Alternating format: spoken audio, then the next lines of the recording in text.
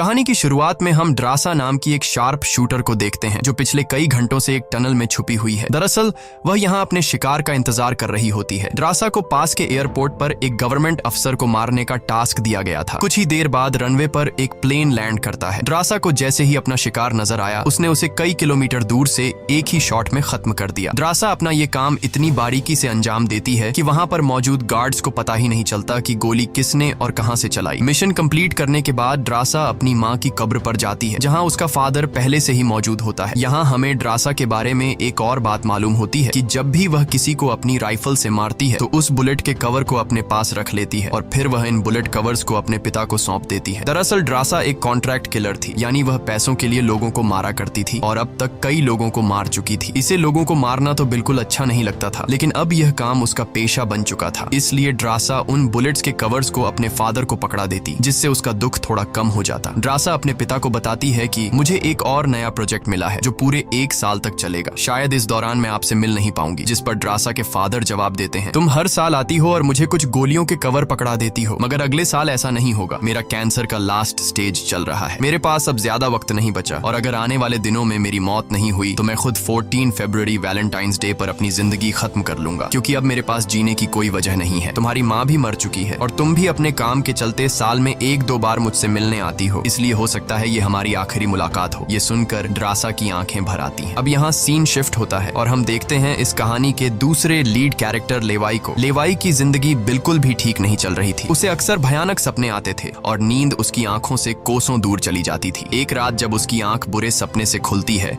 तो लेवाई अपने घर से बाहर निकलकर समुद्र के किनारे पर आता है। यहाँ उसे थोड़ा बेहतर महसूस होता है और वह अपनी डायरी में कुछ लिखने लगता है। तभी लेवाई को अचानक उसके फोन पर एक मैसेज आता है। उस मैसेज में उसे एक एड्रेस दिया गया होता है जहाँ उसे जल्द से जल्द पहुंचने का कहा गया होता है। लेवाई बिना वक्त गंवाए एक मिलिट्री बेस पर पहुंचता है और वहां उसकी मुलाकात होती है एक लेडी ऑफिसर से जिसका नाम बार्तो है। बातचीत के दौरान हमें पता चलता है कि लेवाई कोई आम इंसान नहीं बल्कि एक आर्मी ऑफिसर था, लेकिन अब वह रिटायर हो चुका है और सिर्फ इतना ही नहीं, वह एक डेडली स्नाइपर भी रह चुका है। वह अब तक 200 से भी ज्यादा लोगों को स्नाइपिंग से मार चुका है। बार्तो लेवाई से कहती है, मैं तुम्हें एक मिशन पर भेजना चाहती हूँ क्योंकि तुम एक बहुत ही अच्छे स्नाइपर हो और ये सिर्फ तुम ही कर सकते हो। लेकिन मिशन पर भेजने से पहले बार्तो लेवाई से एक बहुत ही जरूरी सवाल पूछती है, अगर तुम इस मिशन पर गए तो क्या तुम्हें याद करने वाला पीछे कोई है? ये बात सुनकर लेवाई को कुछ अजीब लगने लगता है, लेकिन फिर वह जवाब देता है, नहीं, मेरा इस दुनिया में अब कोई भी अपना नहीं है। ये सुनकर वो लेडी लेवाई से कहती है, तुम तैयारी कर लो, कुछ घंटे बाद तुम्हें उस मिशन पर भेजा जाएगा और वहाँ तुम्हें 1 साल के लिए रहना है। इसके बाद लेवाई को बेहोश कर दिया जाता है और जब उसकी आंख खुलती है तो वह अपने आप को एक एरोप्लेन में पाता है। लेवाई कुछ समझ नहीं पाता कि आखिर उसे कहाँ ले जाया जा रहा है और उसे किस तरह का मिशन सौंपा गया है। इसलिए लेवाई वहाँ पर मौजूद एक सोल्जर से पूछता है, मुझे कहाँ ले जाया जा रहा है? लेकिन वह सोल्जर लेवाई की इस बात का कोई जवाब नहीं देता, बस इतना कहता है, अपना आईडी और वॉच हमें दे दो, ये सब तुम्हें तब वापस मिलेगा जब तुम्हारा मिशन पूरा हो जाएगा। थोड़ी देर बाद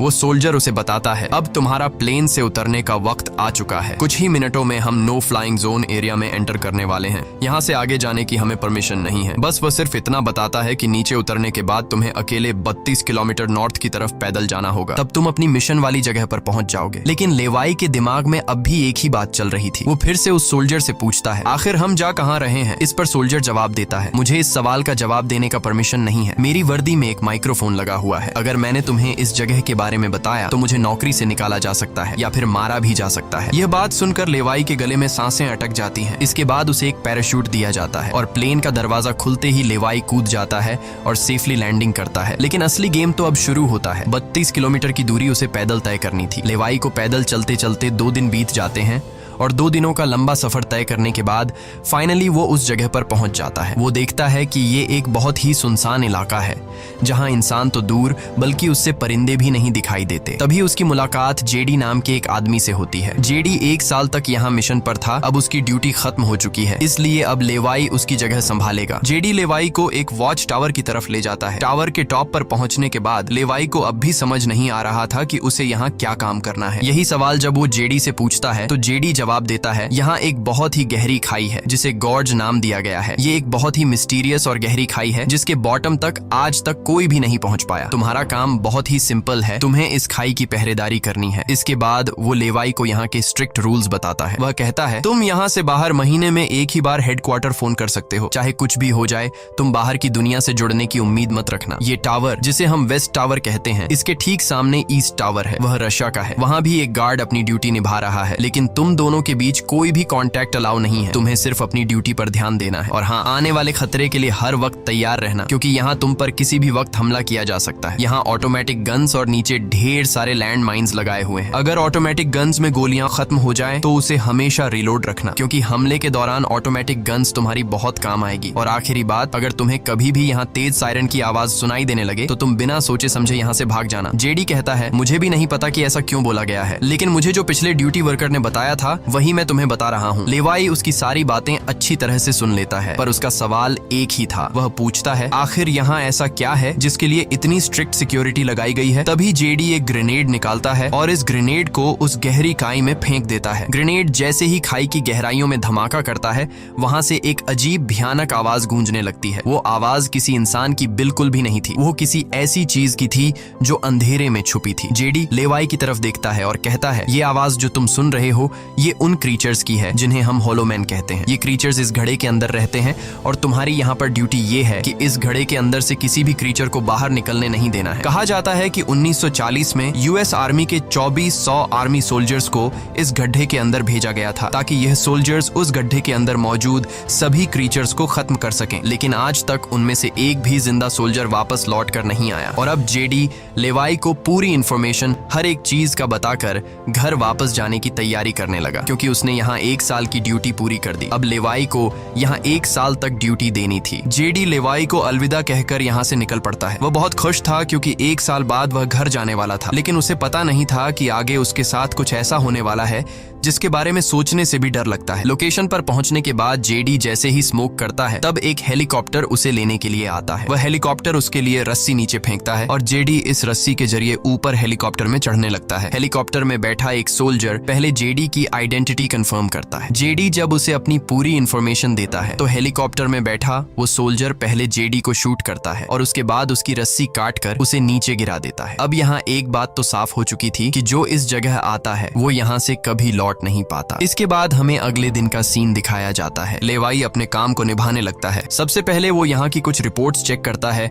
और जिन ऑटोमेटिक गन्स में गोलियां खत्म होती हैं उन्हें रीलोड करता है। इसी तरह से दिन गुजरते हैं और फिर 1 महीना। अब लेवाई को ये जगह बोरिंग फील होने लगी। वो सोचता है कि क्या 1 साल तक यहाँ बस अकेले ही रहना है, न किसी से बातचीत और न ही कोई एंटरटेनमेंट। इसीलिए टाइम पास करने के लिए वो अलमारी में रखी किताबें पढ़ने का सोचता है। जब वो अलमारी से किताबें निकालता है तो अचानक उसकी नजर अलमारी के पीछे की दीवार पर पड़ती है। उस दीवार पर कुछ नोट्स लिखे होते हैं। ये उन सभी लोगों के नोट्स थे जो इससे पहले इस टावर में अपनी ड्यूटी कर चुके थे। हर नोट में डर, अकेलापन और होलोमैन के खतरों का जिक्र था। एक दिन लेवाई को वेस्ट टावर से मशीन चलने की आवाज आती है। लेवाई जल्दी से अपने टेलीस्कोप से दूर से ईस्ट टावर को देखने की कोशिश करता है और तभी उसे एक लड़की दिखाई देती है और ये लड़की कोई और नहीं बल्कि ड्रासा होती है, जो कि उसकी अच्छी स्नाइपिंग की वजह से उसे इस टावर पर ड्यूटी दे दी गई थी। ड्रासा की खूबसूरती देखते ही लेवाई की नजरें उस पर जम जाती हैं, लेकिन लेवाई उससे बात नहीं कर पाता क्योंकि ऐसा करना रूल्स की खिलाफ वर्जी थी और ड्रासा को भी वेस्ट टावर में बैठे लेवाई के बारे में पता चल चुका था। अब इसी तरह से दिन गुजरते हैं और ये दोनों सोचते हैं कि क्या हमें एक दूसरे से बात करनी चाहिए या नहीं। कुछ दिन बाद ड्रासा का जन्मदिन आता है। अकेलेपन में घिरी हुई ड्रासा को लगता है कि उसे किसी से बात करनी चाहिए। वो लेवाई से बात करने की कोशिश करती है। ड्रासा एक व्हाइट बोर्ड के जरिए लेवाई से पूछती है, तुम्हारा नाम क्या है? इस पर लेवाई को रूल्स याद आते हुए कहता है कि नाम बताना अलाउड नहीं है, लेकिन ड्रासा मुस्कुराते हुए अपना नाम बताती है, मेरा नाम ड्रासा है। लेवाई भी ज्यादा न सोचते हुए अपना नाम बता देता है। ड्रासा बताती है कि आज मेरा बर्थडे है और ड्रासा अपने बर्थडे को सेलिब्रेट करते हुए डांस करने लगती है। ड्रासा लेवाई से पूछती है, क्या तुम्हें डांस करना आता है? लेवाई बताता है, नहीं, मुझे डांस करना बिल्कुल भी नहीं आता। जिस पर ड्रासा पूछती है, तो फिर तुम्हें क्या करना आता है? लेवाई जवाब देते हुए बोर्ड पर लिखता है, मैं शूटिंग थोड़ी बहुत अच्छी कर लेता हूँ। यहाँ ट्रासा उसकी शूटिंग स्किल्स चेक करने के लिए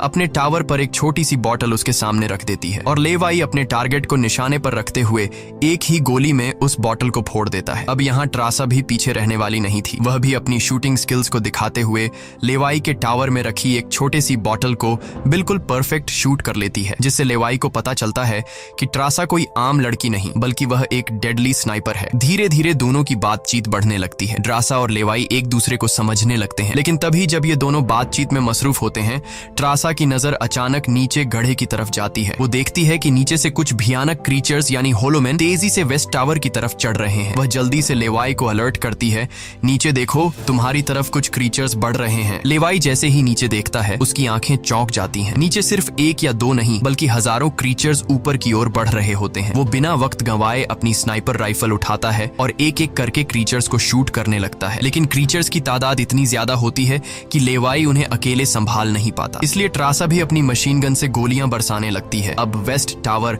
यानी ट्रासा की तरफ भी क्रीचर्स बढ़ने लगे। ये दोनों अपनी अपनी साइड से इन क्रीचर्स को मारने लगते हैं, लेकिन तभी लेवाई देखता है कि एक क्रीचर ऊपर ट्रासा के टावर तक पहुंच चुका है और वह क्रीचर जैसे ही ट्रासा पर हमला करने वाला होता है तो लेवाई ईस्ट टावर से अपनी जबरदस्त स्नाइपिंग स्किल्स का इस्तेमाल करते हुए उस क्रीचर को मार गिराता है। अब लेवाई और ट्रासा दोनों को एहसास हो जाता है कि इस खतरनाक जगह में अगर जिंदा रहना है तो उन्हें मिलकर लड़ना होगा। सब कुछ संभालने के बाद ट्रासा बताती है, ये मेरी लाइफ का सबसे बेस्ट बर्थडे था। अगली सुबह लेवाई नीचे लगी लैंड माइंस को ठीक करता है और ऑटोमेटिक गन को रीलोड करता है। तभी अचानक खाई के अंदर से एक ड्रोन निकलता है। वो ड्रोन कुछ सेकंड्स तक लेवाई की तरफ देखता है। ड्रोन अजीब तरीके से स्कैन करता है। ये देखकर लेवाई हैरान रह जाता है और उसे कुछ समझ नहीं आता कि ये ड्रोन क्यों और किसके लिए भेजा गया था। इस तरह से दिन गुजरते हैं और फिर महीने। इन दोनों की आपस में दोस्ती होने के बाद अब उनके दिन अच्छे गुजर रहे थे और अब उन्हें अकेलापन बिल्कुल भी महसूस नहीं होता था। पर एक दिन ट्रासा बहुत ज्यादा सैड होती है क्योंकि आज 14 फेब था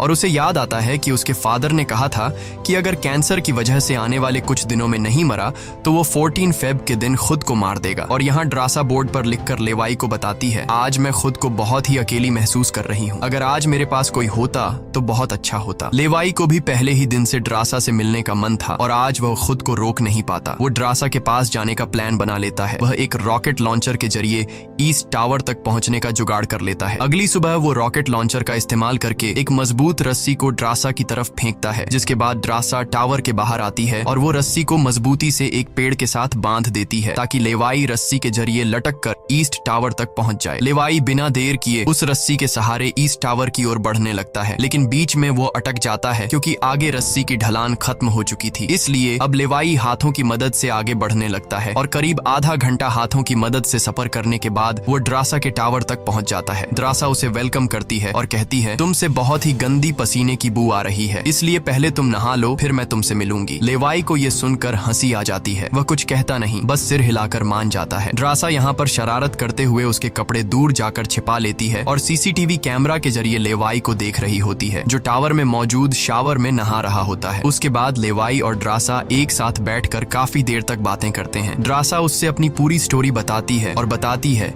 कि अब इस दुनिया में मेरा कोई नहीं रहा, सिर्फ मेरे फादर जिंदा बचे थे, पर कल के दिन उसने भी खुद को मार दिया होगा। यहाँ लेवाई भी ट्रासा को रात में आने वाले भयानक सपने और अपने उन दिनों के किस्से सुनाता है जब वो यूएस आर्मी में था। इस तरह से बातें करते करते रात हो जाती है। ट्रासा यहाँ एक सॉफ्ट म्यूजिक लगा लेती है। ये दोनों म्यूजिक की धुन पर डांस करने लगते हैं। इसी डांस के दौरान वो एक दूसरे के करीब आने लगते हैं और उनके बीच रोमांस होने लगता है। कुछ देर बाद लेवाई ट्रासा की तरफ देखकर एक मुस्कान के साथ कहता है, मैंने तुम्हारे लिए एक शायरी लिखी है, जब हम यहाँ से निकलेंगे तभी मैं तुम्हें वो शायरी दूंगा। अगले दिन लेवाई को वापस अपने वेस्ट टावर लौटना था। वह ट्रासा को अलविदा कहता है और रस्सी के सहारे वेस्ट टावर की तरफ चलना शुरू कर देता है। ट्रासा भी उसे जाते हुए देखती रहती है, लेकिन तभी हम देखते हैं कि कुछ क्रीचर्स ऊपर टावर की तरफ बढ़ रहे हैं, जिनमें से एक क्रीचर वहां लगे लैंड माइन से टकरा जाता है और एक जोरदार धमाका होता है। लैंड माइन के फटने से जो उसके लोहे के पार्ट्स हवा में उड़ जाते हैं, उनमें से एक पार्ट रस्सी से टकरा जाता है, जिससे रस्सी टूट जाती है और वह तेजी से उस खाई में गिर जाता है। है। लेवाई को गिरते देखकर ट्रासा बिना सोचे समझे अपना पैराशूट उठाकर वह भी उस खाई में कूद जाती है। खाई की गहराई में गिरने के बाद द्रासा पानी की तेज बहाव वाली नदी में बहने लगती है। वह किसी तरह करके नदी से बाहर निकलकर किनारे तक पहुंच जाती है। दूसरी तरफ लेवाई की किस्मत अच्छी होती है कि वो एक बड़े से पेड़ पर गिरकर लटक चुका था। इतनी ऊंचाई से गिरने के बाद उसे चोटें तो काफी सारी आ जाती हैं, पर उसकी जान बच जाती है। जैसे ही उसकी आंखें खुलती हैं, वो देखता है कि एक बड़ा कीड़ा उस पर हमला करने के लिए बढ़ रहा है। वो खुद को बचाने की कोशिश करता है, पर तभी पेड़ की लकड़ी टूट जाती है और लेवाई नीचे पेड़ की जड़ों पर गिर जाता है। नीचे गिरते ही पेड़ की जड़ों ने उसे अपनी गिरफ्त में लेने लगती है और लेवाई को जकड़ लेती है। उससे पहले कि ये जड़ें लेवाई को मार देती, वहां ट्रासा पहुंच जाती है। वो जल्दी से चाकू निकालकर इन जड़ों को काटने लग जाती है, जिससे लेवाई आजाद हो जाता है। इसके बाद लेवाई और ट्रासा चारों ओर देखने लगते हैं। हर तरफ सन्नाटा और डर का माहौल छाया होता है। तभी अचानक पेड़ों की आड़ से कुछ क्रीचर्स निकलकर उन पर हमला कर देते हैं। यहाँ उनके बीच एक बड़ी फाइट होने लगती है। लेवाई अपनी बंदूक संभालता है और पहली गोली सीधे एक क्रीचर के सर में मारता है। एक के बाद एक दोनों ने मिलकर दोनों क्रीचर्स को खत्म कर दिया। यहाँ लेवाई की नजर क्रीचर की डेड बॉडी पर पड़ती है। वह देखता है कि क्रीचर ने वही आर्मी वर्दी पहन रखी थी जो किसी जमाने में अमेरिकन सोल्जर्स की होती थी। ये देखकर लेवाई के रोंगटे खड़े हो जाते हैं। तभी उसे जेडी की वो बातें याद आती हैं जब उन्होंने बताया था कि 1940 में 2400 सोल्जर्स के एक बड़े ग्रुप को इस खाई में भेजा गया था और वो सैनिक कभी वापस नहीं लौटे थे। उसके बाद लेवाई और ट्रासा एक अजीब भयानक सी जगह पर पहुंच जाते हैं। यहाँ का मंजर किसी बुरे सपने जैसा था। हर तरफ इंसानों के सड़े गले शरीर पड़े थे और सबसे अजीब बात यह थी कि इन शरीरों के अंदर से पेड़ पौधे उग आए थे। ऐसा लग रहा था जैसे कोई जानलेवा वायरस ने इस जगह को अपनी गिरफ्त में ले लिया हो। तभी अचानक पेड़ों के बीच से कुछ हलचल होती है। लेवाई और ट्रासा समझ जाते हैं कि क्रीचर्स एक बार फिर उनका पीछा कर रहे हैं। डर के मारे यह दोनों तेजी से भागने लगते हैं और एक टूटी फूटी चर्च में घुस जाते हैं। दरवाजा बंद करने के बाद सामने उन्हें एक अजीब सा नजारा दिखता है। हर तरफ इंसानों की लाशें पड़ी हुई थीं। उनकी हालत देखकर ऐसा लग रहा था जैसे उन्होंने खुद अपनी जान ले ली हो ताकि इस वायरस से बच सकें। अचानक एक बड़ी मकड़ी ट्रासा के ऊपर कूद पड़ती है और ढेर सारी और भी मकड़ियां निकल आती हैं। ये मकड़ियां साइज में काफी बड़ी होती हैं। जैसे ही स्पाइडर उन पर हमला करता है, लेवाई और ट्रासा मिलकर उसे खत्म कर देते हैं। दूसरी तरफ चर्च का दरवाजा वो क्रीचर तोड़कर अंदर आ जाते हैं। लेवाई और ट्रासा अपनी जान बचाने के लिए उन पर फायरिंग शुरू कर देते हैं और जैसे तैसे करके उनसे अपनी जान छुड़ाकर चर्च से बाहर निकल आते हैं। तभी लेवाई की नजर सामने पहाड़ में बनी एक पुरानी सुरंग पर पड़ती है। वह दोनों फौरन उस सुरंग के अंदर घुस जाते हैं। अंदर जाकर उन्हें पता लगता है कि असल में यह एक पुरानी लैब है। यहाँ हर जगह टूटी फूटी कांच, मशीन्स और पुराने जंग लगे हुए कंटेनर्स पड़े थे। यहाँ लेवाई को एक पुराना डीवीडी कैसेट मिलता है। लेवाई डीवीडी को प्ले करता है और स्क्रीन पर एक लड़की नजर आती है। वह लड़की कहती है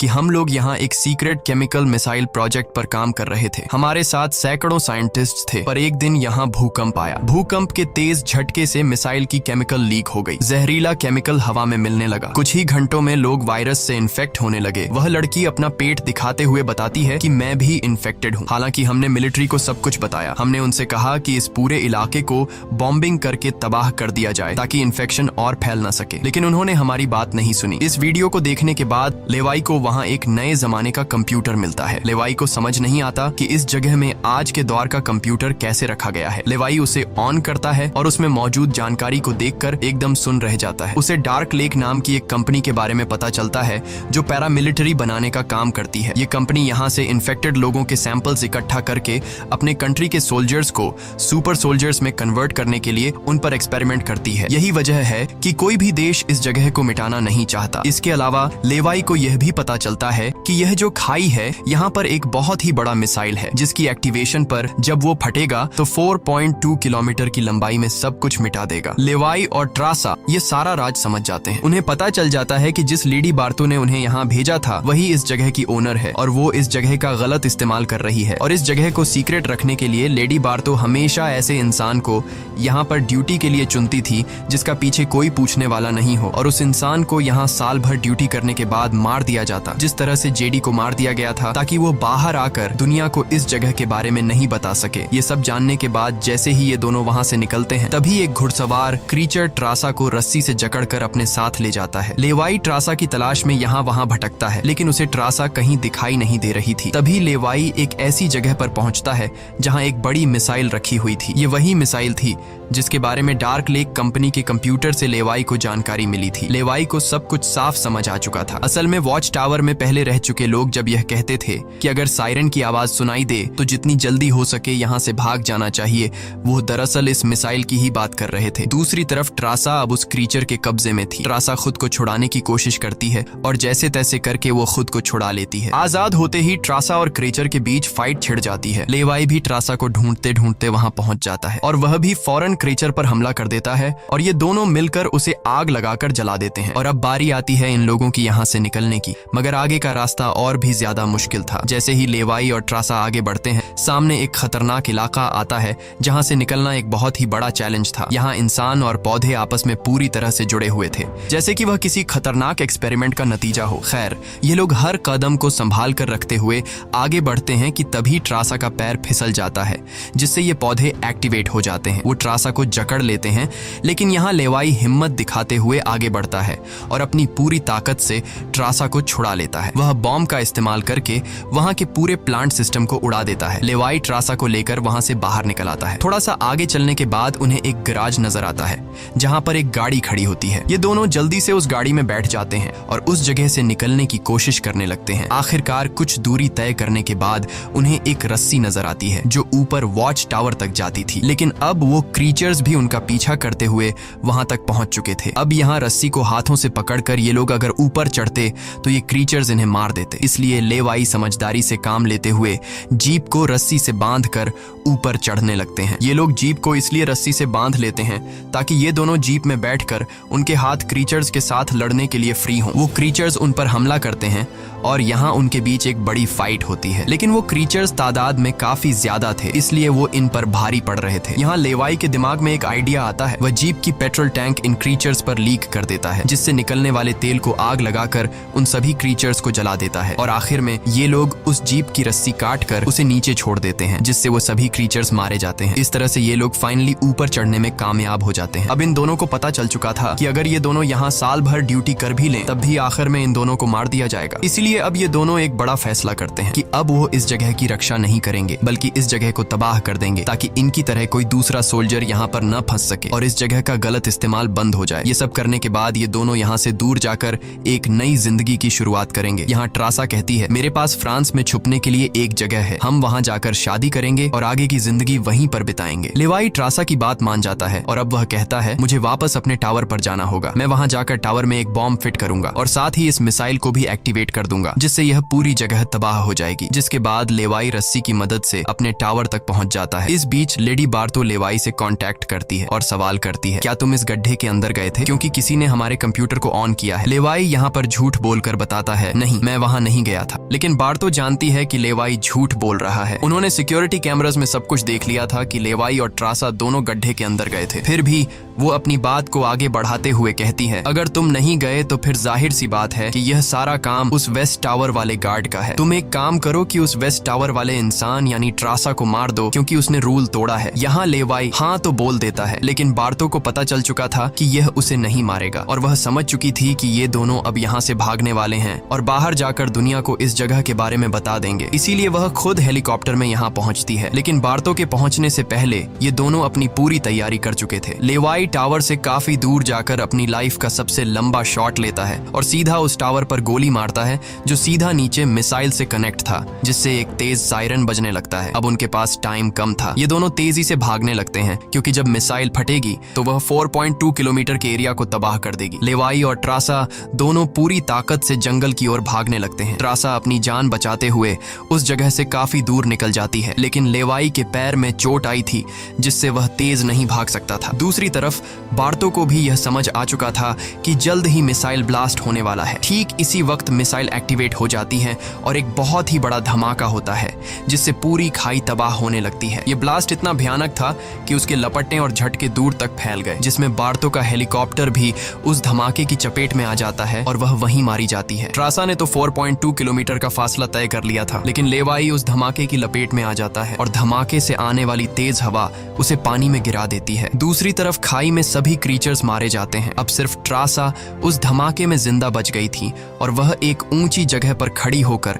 लेवाई का इंतजार करने लगी। इंतजार करते करते रात हो जाती है, लेकिन लेवाई का कोई अता पता नहीं चलता। वो समझ जाती है कि अब लेवाई जिंदा नहीं रहा, जिसके बाद कहानी यहाँ से कुछ महीने आगे शिफ्ट होती है। ट्रासा लेवाई की लिखी हुई कविता को पढ़ती है। हर एक शब्द में उसे लेवाई की यादें महसूस होती हैं। आंखों में आंसू लिए वो अपने दिल को संभालने की कोशिश करती है। अब ट्रासा एक नई जिंदगी की शुरुआत करते हुए फ्रांस के एक होटल में वेट्रेस की जॉब करने लगती है। लेकिन फिर अचानक एक दिन ट्रासा के सामने लेवाई आकर खड़ा हो जाता है। वह जिंदा था। लेवाई को देखकर ट्रासा की आंखें खुली की खुली रह जाती हैं। वह खुशी के मारे दौड़कर लेवाई को गले लगाती है और इसी के साथ यह कहानी खत्म हो जाती है। अगर वीडियो आपको अच्छी लगी हो तो हमारे चैनल को सब्सक्राइब और वीडियो को लाइक जरूर कीजिएगा।